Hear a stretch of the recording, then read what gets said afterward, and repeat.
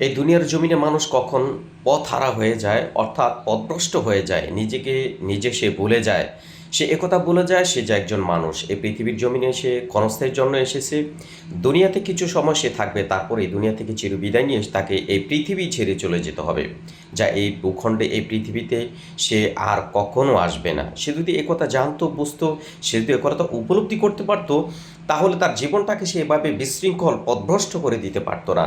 যদি এটা তার স্মরণে না আসে, তাহলে তাকে হসপিটালে যাওয়া উচিত, যেখানে হাজারো মানুষ প্রতিদিন কাঁদছে, প্রতিদিন হাসছে, প্রতিদিন তারা কতভাবে না কতভাবে কষ্ট করতেছে। যদি সেটা তাও না বুঝে, তাহলে তাদেরকে আইসিইউতে যাওয়া উচিত।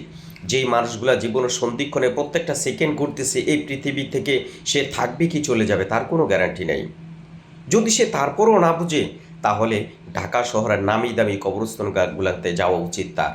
কারণ যে কবরস্থানে শুয়েছিল এই পৃথিবীর জমিনের সবচেয়ে বড় প্রতাপশালী, ক্ষমতাধর, রাজনীতিক, পলিটিক্যাল এবং বিভিন্ন পর্যায়ে তাদের ডিগ্রি কোনো অভাব ছিল না। পৃথিবীর বিশ্বজোড়া খ্যাতি ছিল তাদের হাতে।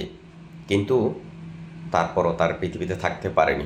এই পৃথিবী তাদেরকে রাখেনি। এই পৃথিবীর জমিনে তাদেরকে কিছু সময়ের জন্য থাকতে দেওয়া হয়েছে, তারপরে এই পৃথিবীর জমিন তাকে গ্রাস করে নিয়েছে।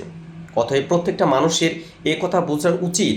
আজকাল যারা পৃথিবীর জমিনে থেকে সাধারণ মানুষের উপরে জুলুম, অত্যাচার, নিপীড়ন করতেছেন এবং একজনের আরেকজনের সাথে হিংসাত্মক বোধক বিভিন্ন ধরনের কার্যকলাপে লিপ্ত আছেন, কারো ক্ষতি সাধন করার জন্য, ধন সম্পদ নষ্ট করার জন্য তার পিছনে লেগে আছেন, সাবধান হয়ে যান। কারণ এই পৃথিবী আপনার জন্য স্থায়ী নয়। যে কোনো মুহূর্তে পৃথিবীতে আপনি বিদায় নেবেন, তার কড়াই কণ্ঠা আপনাকে হিসাব দিতে হবে।